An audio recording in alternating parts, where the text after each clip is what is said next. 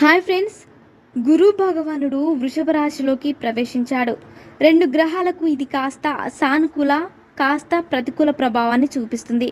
ఆ రాశుల వివరాలు ఇప్పుడు మనం తెలుసుకుందాం.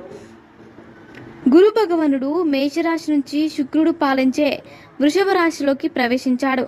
పలు రాశుల వారిపై ఇది సానుకూల ప్రభావం చూపిస్తుంది. కర్కటక రాశి 11వ ఇంట్లోకి గురువు ప్రవేశిస్తాడు. రాహువు 9వ స్థానంలోనూ, కేతువు 3వ స్థానంలోనూ ఉన్నారు. కర్కాటక రాశి వారిపై కూడా అస్తమ శని ప్రభావం ఉంటుంది. పెట్టుబడి పెట్టేటప్పుడు జాగ్రత్తగా ఉండండి. వ్యాపార విషయాలలో సమస్యలు పరిష్కారం అవుతాయి. ఆందోళన క్రమంగా తగ్గుతుంది. పిల్లలకు సంబంధించిన సమస్యలు పరిష్కారం అవుతాయి. పిల్లల ఉద్యోగం, వ్యాపారం, విద్యలు పెరుగుతాయి. కుటుంబంలో నూతన సంతానం ఏర్పడుతుంది. విడిపోయిన దంపతులు ఒక్కటవుతారు. రాజకీయాల్లో ఉన్నవారికి పదోన్నతి, రాజసింహాసనం లభించే అవకాశం ఉంది. వాహన